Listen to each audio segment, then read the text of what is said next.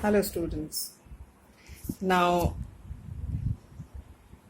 this is our third class on life process excretion. So in former classes we have done what is excretion, about our excretory system, and already we have done a detailed structure of the nephron, which is the unit of our kidney. And today we are going to start a very vital part, that is urine formation. That means how urine is formed in the nephron. So that we will discuss today. So let us start with our chapter.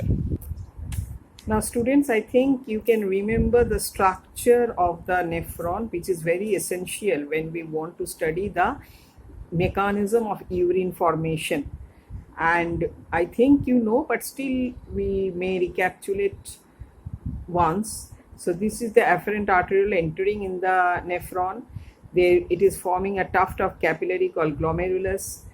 It is coming out of the nephron by as efferent arteriole, and then this is the starting point of the renal tubule, which is a flat cup-like structure called Bowman's capsule. There's both glomerulus and Bowman's capsule form the Malpighian corpuscle. Then there is the proximal convoluted tubule, and then there is the loop, hairpin loop called Henle's loop with descending and ascending limb, and then there is again a convoluted coil tubule called distal convoluted tubule, and but a part of the distal convoluted tubule is a straight tubule which joins the duct called collecting duct. And this efferent arteriole, which is coming out of the glomerulus, it actually forms a capillary network throughout the tubules. Whole tubules are encircled by this capillary network coming out of the efferent tubule, and that forms the vasa recta. So this is about the structure of the nephron, and now we will study how it works.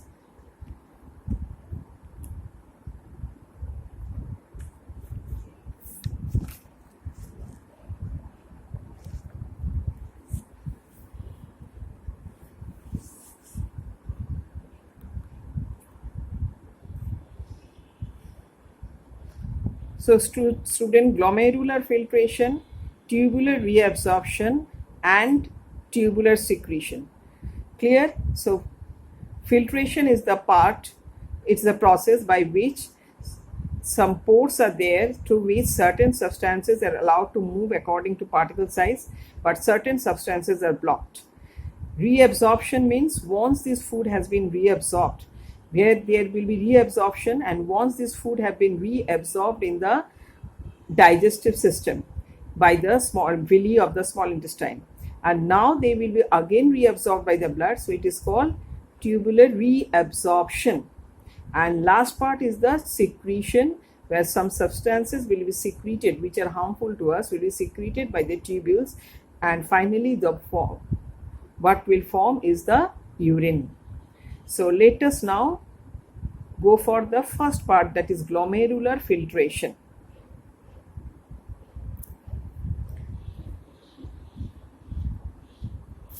Now see here, this is the afferent arteriole entering in the glomerulus. These are the tuft of capillaries, and this is the efferent arteriole coming out of the glomerulus, and this is the Bowman's capsule. And together this glomerular and Bowman's capsule forms what? Can you recall? Yes, it is the Malpighian corpuscle.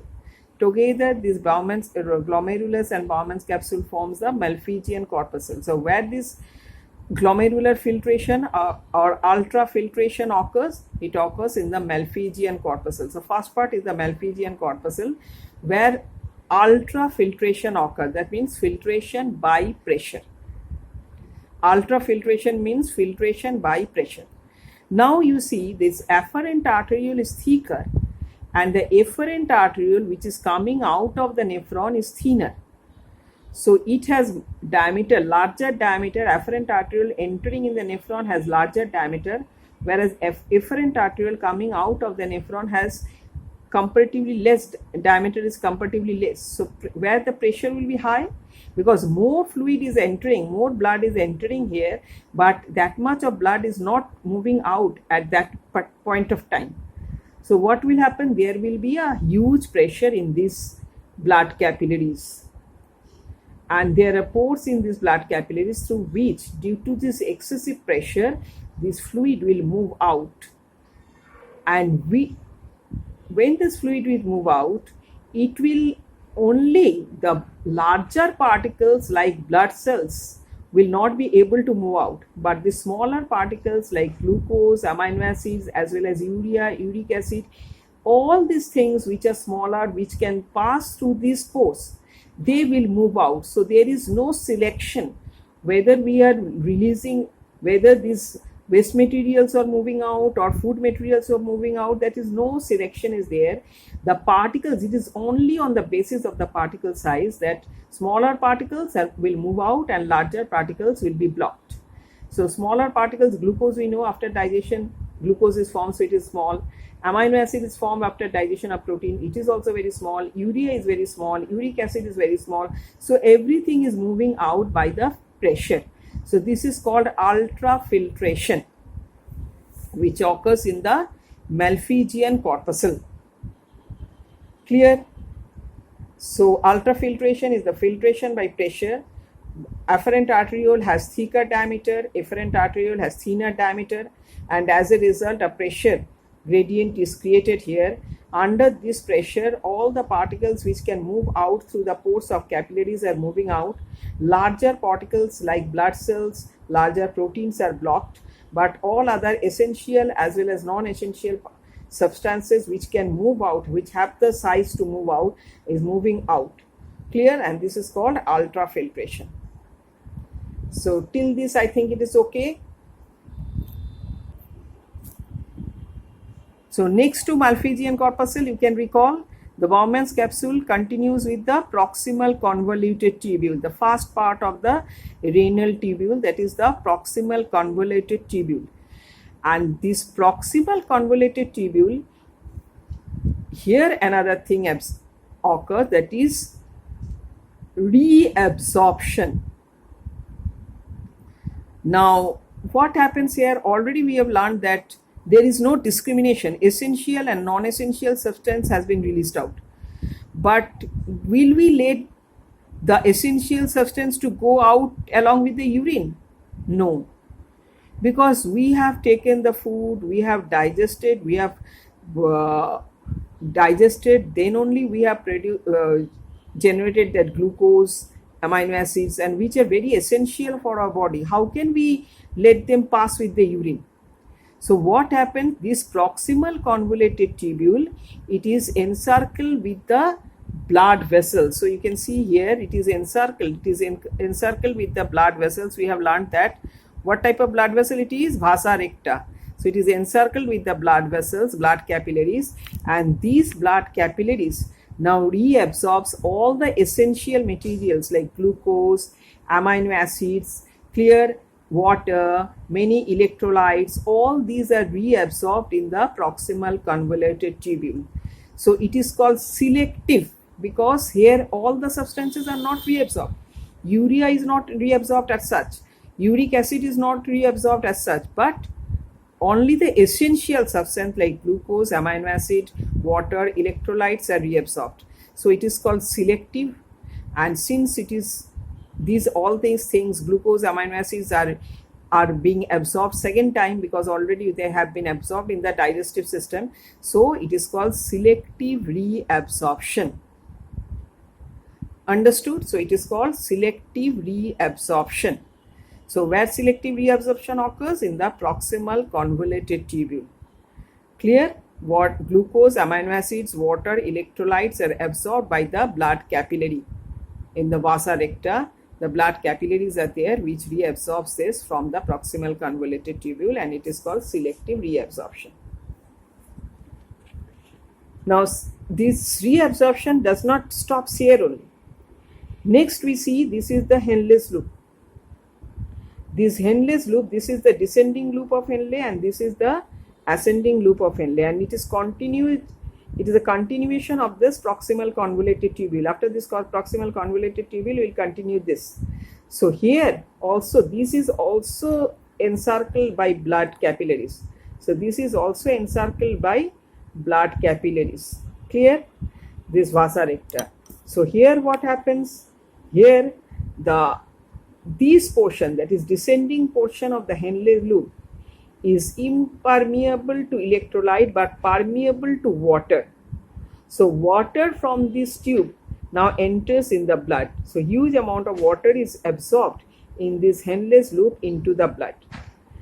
And there is ascending loop of Henle, which is just the reverse. Here the water, it is impermeable to water but is permeable to electrolyte like sodium, chlorine, etc. So all these electrolytes are absorbed in this region. Water is absorbed in the descending loop of Henle. Electrolytes like sodiums and others are absorbed in the potassium, are absorbed in the ascending loop of Henle. So there is also, so reabsorption, you can see reabsorption is continued with the proximal convoluted tubule. Water is absorbed in the descending limb, and the electrolytes are absorbed in the ascending limb. Next to this, we will move to the distal convoluted tubule. You can see here distal convoluted tubule. We have already learned that it has two parts. One is highly coiled and then straightened. This distal convoluted tubule, still the electrolytes and water reabsorb. This is also encircled by the blood vessels. So this is also encircled by the blood vessels. So now also these electrolytes and water are absorbed here. Clear? Are absorbed by the blood. And now there is another thing which occurs in the distal convoluted tubule, that is the secretion, tubular secretion. Tubular secretion, that means certain harmful substances like ammonia, etc., or hydrogen ions, all these are secreted from the walls of the tubules they are secreted into the lumen. That means this hollow space, that means within the fluid which is coming out. Clear? So walls of the tubules secretes the harmful substances like ammonia, hydrogen ion, etc., into the fluid which is being coming out, and so that is called tubular secretion. And finally, which is coming out is more or less having the constituent which is supposed to be in the urine, but still when it comes in the collecting duct, more or less it is urine, but still water is absorbed in the collecting duct also. In collecting duct also water is being absorbed, and finally urine is formed. So I think students, you have understood. So let us have a quick recap. So there are three important things. One is the glomerular filtration. That means certain substances are filtered only on the basis of their size, not on other factors. Then reabsorption. This is once they are reabsorbed in digestive system, now they are absorbed in digestive system, now they are again reabsorbed. And last is secretion, tubular secretion. So first of all, in the Malpighian corpuscle, there is glomerular filtration. From glomerulus, the blood is filtered. The smaller substances with very low molecular weight are moves into the Bowman's capsule, and the larger substances like blood cells and all are blocked. So this is called ultrafiltration, because it is the filtration under pressure, as because afferent arteriole has much thicker diameter, efferent arteriole has thinner diameter, so by pressure this filtration occurs. Next is the proximal convoluted tubule, because Bowman's capsule continues with the proximal convoluted tubule, and since all the essential materials except the larger molecules, all the essential materials have been filtered out, now we want to absorb the essential materials again into our blood. So this is done in the tubular reabsorption, and this is called selective reabsorption, as because only the selected substances, not like that all substances are being reabsorbed, only the selected substances here are reabsorbed here. Only the selected substances are reabsorbed here, like glucose, amino acids, or essential substances, water, electrolytes, but non-essential substances are not selected as such.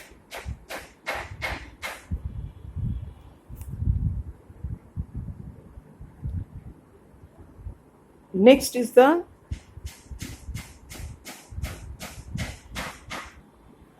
next in Henle's loop.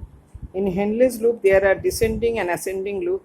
Here also descending loop, in descending loop, water is reabsorbed because it is permeable to water. From ascending loop, the electrolytes like sodium, chlorine, etc. are absorbed because they are permeable to electrolytes. So it is also here also absorption continues. This absorption by the substances by the blood continues here also. Next is the distal convoluted tubule. Distal convoluted tubule also absorbs. In this region also the water and electrolytes are absorbed, and along with that the wall of this tubule secretes some harmful substances into the fluid, that is ammonia, hydrogen ions, etc. are secreted into the fluid, and finally the urine is formed, which is collected by the collecting duct. This urine now passes into the, from collecting duct, it passes into the renal pyramid, then renal pelvis, then ureter. Clear? And finally we know it is temporarily stored in the urinary bladder, and wherefrom it is given expelled out through urethra. Okay, thank you students. Go through the chapters which we have discussed thoroughly, because there are, you can understand, there are very minute areas which you need special attention, and next we will do the dialysis and all. Okay, thank you for today.